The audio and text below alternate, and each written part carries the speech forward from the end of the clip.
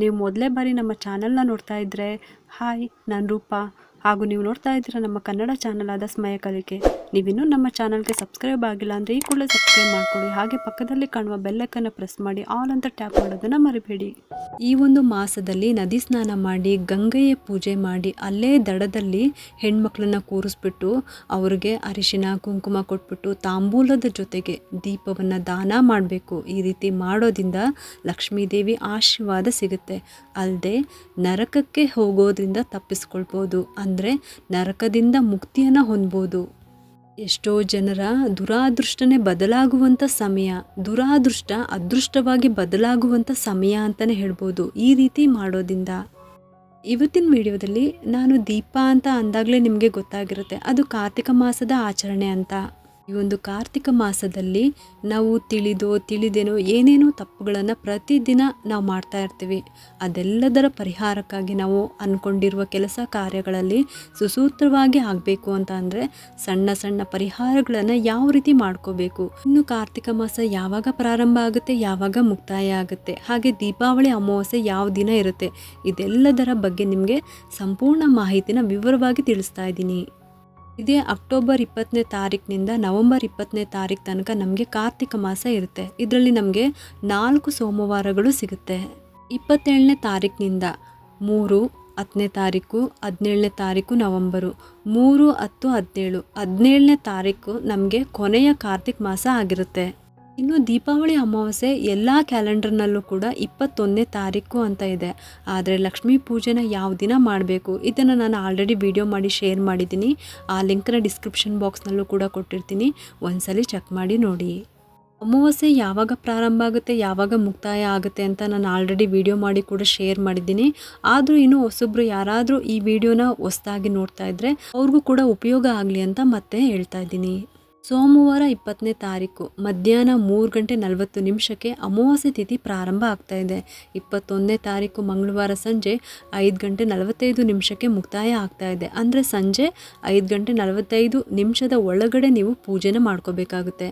ಅದಕ್ಕೋಸ್ಕರ ಲಕ್ಷ್ಮೀ ಪೂಜೆ ಮಾಡೋ ಅಂಥವ್ರು ಸೋಮವಾರ ಸಂಜೆ ಕೂಡ ಮಾಡ್ಕೋಬಹುದು, ಅಥವಾ ಮಂಗಳವಾರ ಬೆಳಗಿನ ಜಾವ ಬ್ರಾಹ್ಮಿ ಮುಹೂರ್ತದಲ್ಲೂ ಕೂಡ ಮಾಡ್ಕೋಬಹುದು. ಈ ಒಂದು ಕಾರ್ತಿಕ ಮಾಸದಲ್ಲಿ ಅತಿ ಹೆಚ್ಚಾಗಿ ವಿಷ್ಣು, ಶಿವ ಮತ್ತು ತುಳಸಿಯನ್ನು ಪೂಜೆ ಮಾಡಲಾಗುತ್ತೆ.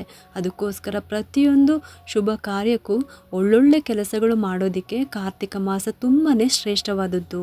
ಅದರಲ್ಲಿ ಪೂಜೆ, ವ್ರತಗಳು ಮತ್ತು ವಿಶೇಷವಾಗಿ ಹೇಳಬೇಕು ಅಂದರೆ ದಾನ ಮಾಡೋದು, ಇದೆಲ್ಲದಕ್ಕೂ ಕೂಡ ತುಂಬಾ ಮಹತ್ವ ಇರೋದ್ರಿಂದ ಈ ಕಾರ್ತಿಕ ಮಾಸವನ್ನು ಯಾವ ರೀತಿ ಆಚರಣೆ ಮಾಡಬೇಕು ತುಂಬಾ ಸರಳವಾದ ವಿಧಾನದಲ್ಲಿ ಅಂತ ತಿಳಿಸ್ತಾ ಇದ್ದೀನಿ.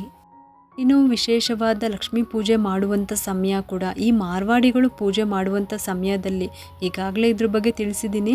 ಹಾಗೆ ಈ ಒಂದು ಸಮಯದಲ್ಲಿ ವಿಶೇಷವಾಗಿ ದೀಪಾರಾಧನೆ ಮಾಡೋದ್ರಿಂದ ನಮಗೆ ಪಾಸಿಟಿವ್ ಎನರ್ಜಿ ನಮಗೆ ಬರುತ್ತೆ. ಎಲ್ಲ ವಿಚಾರಗಳ ಬಗ್ಗೆ ನಾನು ಮುಂದಿನ ವಿಡಿಯೋದಲ್ಲಿ ತಿಳಿಸ್ಕೊಡ್ತೀನಿ.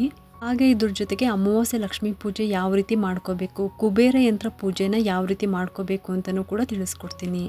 ನೀವು ಯಾವುದೇ ವ್ರತವನ್ನು ಪ್ರಾರಂಭ ಮಾಡಬೇಕು ಅಂತ ಅಂದರೆ ವೈಭವಲಕ್ಷ್ಮಿ ಪೂಜೆ, ಸಾಯಿಬಾಬಾ ವ್ರತ ಅಂದರೆ 9 ಗುರುವಾರ ಮಾಡುವಂಥ ಪೂಜೆ ಅದು. ಏಕೆಂದರೆ ನಾವು ಯಾವುದೇ ಕೆಲಸನ ಶುರು ಮಾಡಬೇಕು ಅಂತ ಅಂದರೆ ಗುರುಗಳ ಆಶೀರ್ವಾದ ಬೇಕೇ ಬೇಕು, ಗುರುಬಲ ಅನ್ನೋದು ಬೇಕೇ ಬೇಕು.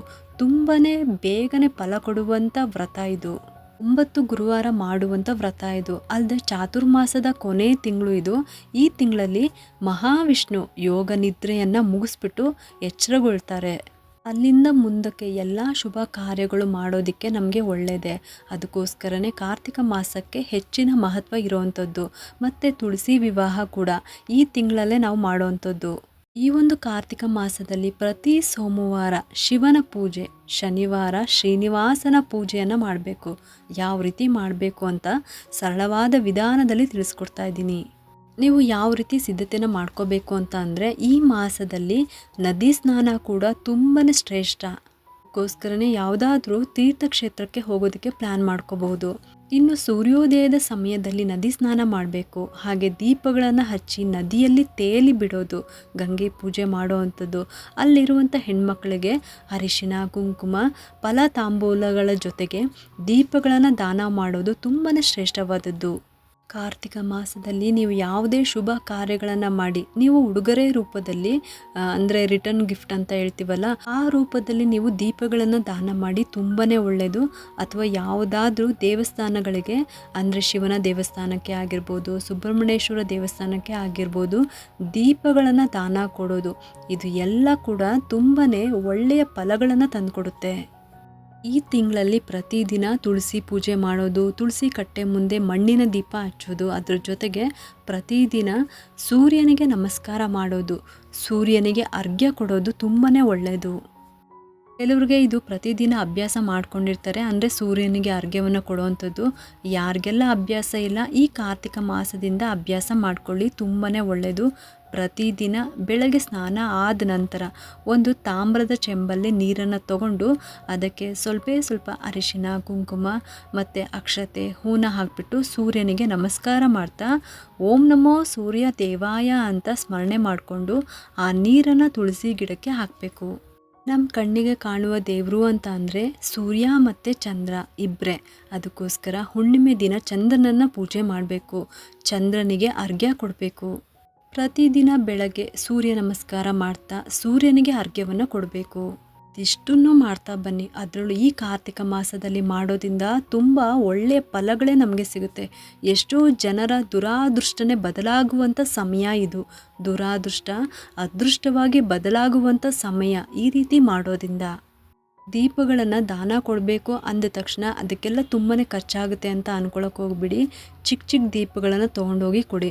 ಒಂದು ಸಣ್ಣ ಕವರ್ನಲ್ಲಿ ಮಣ್ಣಿನ ದೀಪನ ಇಟ್ಕೊಂಡು, ಅಂದರೆ 2 ಮಣ್ಣಿನ ದೀಪ ಇಟ್ಬಿಟ್ಟು ಅದ್ರ ಜೊತೆಗೆ ₹1 ಕಾಯಿನು ಅಥವಾ ಒಂದು ಸ್ವಲ್ಪ ಅಕ್ಷತೆಯನ್ನು ಹಾಕಿಬಿಟ್ಟು ಪ್ಯಾಕ್ ಮಾಡಿಬಿಟ್ಟು ನೀವು ಅದನ್ನು ತಾಂಬೂಲದ ಜೊತೆಗೆ ಕೊಡ್ಬೋದು. ಏಕೆಂದರೆ ಖಾಲಿ ದೀಪಗಳನ್ನು ಕೊಡಬಾರ್ದು ಅಂತ ಹೇಳ್ತಾ ಇರೋದು. ಖಾಲಿ ದೀಪನೂ ಕೂಡ ಕೊಡಬಾರ್ದು, ಹಾಗೆ ಒಂದೇ ಒಂದು ದೀಪನೂ ಕೂಡ ಕೊಡಬಾರ್ದು. ನೀವು ದೀಪಗಳನ್ನು ಕೊಡ್ತೀರಾ ಅಂತ ಅಂದರೆ ಜೋಡಿ ದೀಪನೇ ಕೊಡಬೇಕು. ತುಳಸಿ ಗಿಡ, ಮಣ್ಣಿನ ದೀಪಗಳು, ನೆಲ್ಲಿಕಾಯಿ ಗಿಡ ಎಲ್ಲನೂ ದಾನ ಮಾಡೋದ್ರಿಂದ ತುಂಬಾ ಶ್ರೇಷ್ಠವಾದಂತಹ ಫಲ ನಮಗೆ ಸಿಗುತ್ತೆ. ತುಂಬಾ ಸುಲಭವಾದದ್ದು ಅಲ್ವಾ? ಈ ಮಾಸದಲ್ಲಿ ನದಿ ಸ್ನಾನ ಮಾಡಿ ಗಂಗೆಯ ಪೂಜೆ ಮಾಡಿ ಅಲ್ಲೇ ದಡದಲ್ಲಿ ಹೆಣ್ಮಕ್ಳನ್ನ ಕೂರಿಸ್ಬಿಟ್ಟು ಅವ್ರಿಗೆ ಅರಿಶಿನ ಕುಂಕುಮ ಕೊಟ್ಟು ತಾಂಬೂಲದ ಜೊತೆಗೆ ದೀಪವನ್ನು ದಾನ ಮಾಡಬೇಕು. ಈ ರೀತಿ ಮಾಡೋದ್ರಿಂದ ಲಕ್ಷ್ಮೀದೇವಿ ಆಶೀರ್ವಾದ ಕೂಡ ಸಿಗುತ್ತೆ. ಅಲ್ಲದೆ ನರಕಕ್ಕೆ ಹೋಗೋದ್ರಿಂದ ತಪ್ಪಿಸ್ಕೊಳ್ಬೋದು, ಅಂದರೆ ನರಕದಿಂದ ಮುಕ್ತಿಯನ್ನು ಹೊಂದ್ಬೋದು. ಇದಿಷ್ಟೇ ಅಲ್ಲದೆ ನಿಮ್ಮ ಕೈಯಲ್ಲಿ ಸಾಧ್ಯವಾದಷ್ಟು ಬಡವರಿಗೆ ದಾನ ಮಾಡಿ. ಯಾವುದಾದ್ರೂ ಆಶ್ರಮಗಳಿಗೆ ಆಗಿರ್ಬೋದು, ಇಂಥದಕ್ಕಿಲ್ಲ ಅಂತ ಗೊತ್ತಿರುತ್ತಲ್ವ, ಅಂತಹ ಆಶ್ರಮಗಳಿಗೆ ನೀವು ಮಾಡ್ಬೋದು. ನಿಮ್ಮ ಕೈಯಲ್ಲಿ ಆಗೋ ಅಷ್ಟು ಸಹಾಯ ಮಾಡಿ. ಇದೆಲ್ಲ ಕೂಡ ತುಂಬಾ ಸರಳವಾದಂತಹ ಪರಿಹಾರಗಳೇ. ಹಬ್ಬ ಹತ್ರ ಬರ್ತಿದ್ದಂಗೆ ಇದನ್ನೆಲ್ಲ ತೊಗೊಳೋದಕ್ಕೆ ಗಡಿಬಿಡಿ ಅನಿಸುತ್ತೆ. ಅದಕ್ಕೋಸ್ಕರ ಇದೆಲ್ಲ ತೊಗೊಳೋದಕ್ಕೆ ಸಾಕಷ್ಟು ಸಮಯ ಇದೆ. ಇವಾಗ ನೀವು ಯಾವ ದಿನ ಫ್ರೀ ಆಗ್ತೀರೋ ಆ ದಿನ ಹೋಗ್ಬಿಟ್ಟು ತೊಗೊಂಡು ಬರ್ಬೋದು. ಚಿಕ್ಕ ದೀಪಗಳನ್ನೇ ತಂದಿಟ್ಕೊಳ್ಳಿ, ಪೂಜೆ ಸಾಮಗ್ರಿಗಳನ್ನು ತಂದಿಟ್ಕೊಳ್ಳಿ. ಅಲ್ಲದೆ ನೀವು ಯಾವುದಾದ್ರೂ ವ್ರತಗಳನ್ನು ಮಾಡಬೇಕು ಅಂತ ಅಂದ್ಕೊಂಡಿದ್ರೆ ಅದಕ್ಕೂ ಕೂಡ ಏನೆಲ್ಲ ತಯಾರಿ ಬೇಕೋ ಅದನ್ನೆಲ್ಲ ಮಾಡ್ಕೊಳ್ಳಿ. ಇಷ್ಟೊತ್ತು ತಿಳ್ಕೊಂಡ್ರಿ ಅಲ್ವಾ ಕಾರ್ತಿಕ ಮಾಸದ ವಿಶೇಷತೆ ಬಗ್ಗೆ. ಇನ್ನು ಮುಂದಿನ ವಿಡಿಯೋದಲ್ಲಿ ಕಾರ್ತಿಕ ಮಾಸದಲ್ಲಿ ಪೂಜೆ ಮಾಡುವಂಥ ವಿಧಾನಗಳ ಬಗ್ಗೆ ಒಂದೊಂದೇ ವಿಡಿಯೋಗಳು ನಾನು ನಿಮಗೆ ಶೇರ್ ಮಾಡ್ತೀನಿ.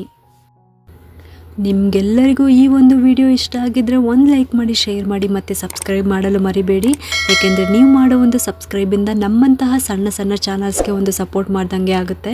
ಮತ್ತೆ ಸಿಗ್ತೀನಿ ಮುಂದಿನ ಹೊಸ ವಿಡಿಯೋದೊಂದಿಗೆ ಅಂತ ಹೇಳ್ತಾ ಈ ವಿಡಿಯೋನ ಮುಗಿಸ್ತಾ ಇದ್ದೀನಿ. ಸರ್ವೇ ಜನ ಸುಖಿನೋ ಭವಂತು.